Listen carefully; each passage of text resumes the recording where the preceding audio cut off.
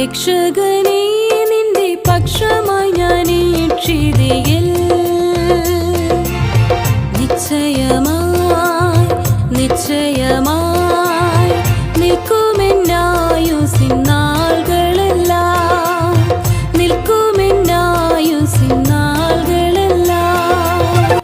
ഇപ്പോൾ നാം ശ്രവിച്ചുകൊണ്ടിരിക്കുന്നത് morning voice എന്ന ആത്മീയ ശുശ്രൂഷയാണ്. ഇന്ന് ദൈവവചനത്തിൽ നിന്നും കർത്താവിൻ്റെ ദാസൻ ഷനു സാമുവേൽ അടൂർ ധ്യാനചിന്തകൾ പങ്കുവയ്ക്കുന്നു.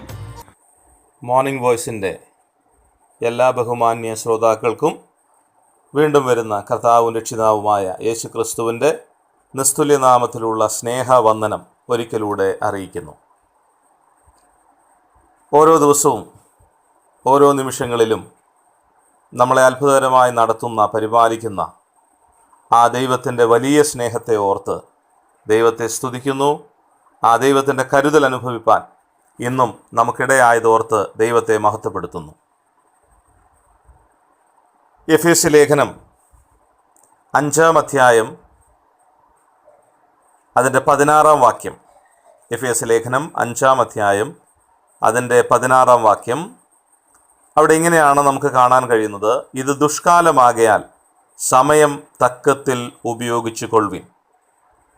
ഇത് ദുഷ്കാലമാകയാൽ സമയം തക്കത്തിൽ ഉപയോഗിച്ചു കൊള്ളുവിൻ. കാലഘട്ടത്തെക്കുറിച്ചുള്ളൊരു വലിയ മുന്നറിയിപ്പ് നൽകുകയാണ്. ദുഷ്കാലം എന്ന് പറഞ്ഞാൽ നമുക്ക് മുമ്പോട്ട് പോകാൻ ബുദ്ധിമുട്ടുള്ളൊരു കാലഘട്ടം. അങ്ങനെ ഒരു കാലഘട്ടത്തിലാണ് ഞാനും നിങ്ങളും ജീവിക്കുന്നത്.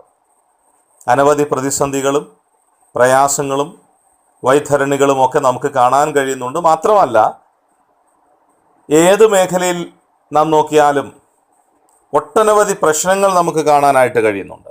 മനുഷ്യൻ എന്തൊക്കെയോ ഉണ്ട് എന്ന് അഭിമാനിക്കുമ്പോൾ തന്നെ നിരവധിയായ പ്രശ്നങ്ങളിലൂടെ മുമ്പോട്ട് പോയിക്കൊണ്ടിരിക്കുകയാണ്. നമുക്കറിയാം, വാർത്തകളിലൂടെയും വർത്തമാന പത്രങ്ങളിലൂടെയും ഒക്കെ നിരവധി വാർത്തകൾ ഞാനും നിങ്ങളും കാണുന്നുണ്ട്.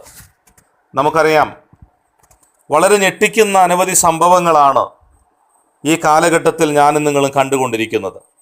അതുകൊണ്ട് ഈ കാലഘട്ടത്തെക്കുറിച്ചൊരു വിശദീകരണം ആവശ്യമില്ല. അങ്ങനെ വല്ലാത്തൊരു കാലത്താണ് ഞാനും നിങ്ങളും ജീവിക്കുന്നത്. എന്നാൽ ഇവിടെ ഉപയോഗിച്ചിരിക്കുന്നത് ഇങ്ങനെയുള്ളൊരു കാലഘട്ടത്തിൽ നമ്മുടെ സമയം തക്കത്തിൽ ഉപയോഗിക്കണം. എങ്ങനെയാണ് ഈ കാലഘട്ടത്തിൽ സമയം തക്കത്തിൽ ഉപയോഗിക്കുന്നത്? ഇപ്പോൾ ആളുകളോടൊക്കെ പറയുമ്പോൾ അല്ലെങ്കിൽ ഫോൺ വിളിക്കുമ്പോൾ സംസാരിക്കുമ്പോൾ സാധാരണ ആളുകൾ പറയാറുണ്ട്, സമയമില്ല, ഒട്ടും സമയമില്ല. ആളുകൾക്ക് ആർക്കും സമയമില്ല. എന്താ സമയമില്ല എന്ന് പറയാൻ കാരണം? വളരെ തിരക്കാണ്, വളരെ ബദ്ധപ്പാടുകളാണ്. മനുഷ്യനെന്ന് സമയമില്ല എന്ന് എല്ലാവരും ഒരുപോലെ പറയുന്ന ഒരു കാലഘട്ടത്തിലാണ്.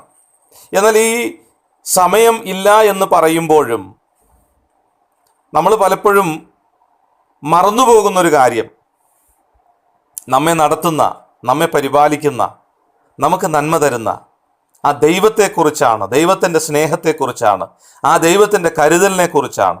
അത് ഓർക്കാൻ പലപ്പോഴും നമുക്ക് സമയമില്ലാതെ വരികയാണ്. അങ്ങനെയല്ലേ സംഭവിക്കുന്നത്? എന്താ നമുക്ക് സമയമില്ലാത്തത്? നമ്മുടെ കാര്യങ്ങൾക്ക് സമയമുണ്ടല്ലോ. മാനുഷികമായ നിലയിൽ എല്ലാ കാര്യങ്ങൾക്കും നമുക്ക് സമയമുണ്ട്.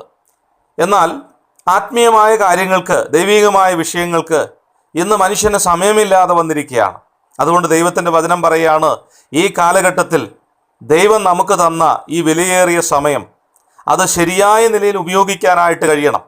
ഇന്ന് ഈ കാലഘട്ടത്തിൻ്റെ പ്രത്യേകത നമുക്കറിയാം. മനുഷ്യൻ വ്യത്യസ്തമായ നിലയിൽ വളരെ വേഗതയിലൂടെ സഞ്ചരിച്ചു കൊണ്ടിരിക്കുമ്പോൾ ദൈവത്തെ വിളിക്കാനോ കുടുംബ പ്രാർത്ഥനയോ ആത്മീക വിഷയങ്ങളോ ദൈവിക കാര്യങ്ങളോ താല്പര്യമില്ലാത്തൊരു നിലവാരത്തിലേക്ക് വന്നിരിക്കുകയാണ്.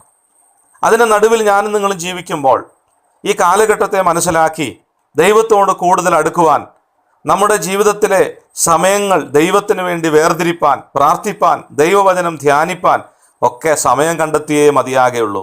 അതുകൊണ്ടാണ് ദൈവം നമുക്ക് തന്ന സമയത്തെ ശരിയായ നിലയിൽ ഉപയോഗിക്കാനായിട്ട് നമുക്ക് കഴിയണം.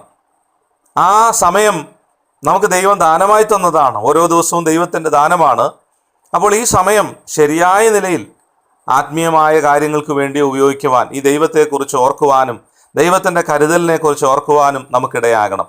പഴയ നിയമത്തിൽ നമ്മൾ വായിക്കുന്നുണ്ട്, ദൈവം നമുക്ക് നന്മ നൽകുമ്പോൾ, ദൈവം അനുഗ്രഹം നൽകുമ്പോൾ നിന്റെ ദൈവമായ യഹോവയെ മറക്കാതിരിക്കണം, ആ ദൈവത്തെ ഓർക്കാൻ നിനക്ക് കഴിയണം. ഇസ്രായേൽ ജനത്തോട് പറയുകയാണ്, ദൈവം നിനക്ക് അനവധി നന്മകൾ തന്നിട്ടുണ്ട്. നീ നട്ടിട്ടില്ലാത്ത മുന്തിരിത്തോട്ടവും വെട്ടിക്കൊഴിക്കാത്ത കിണറും ഒക്കെ ദൈവം നിനക്ക് തന്ന് അനവധി നന്മകൾ തരുമ്പോൾ നിന്റെ ദൈവമായ യഹോവയെ ഒരിക്കലും മറക്കാനിടയാകരുത്.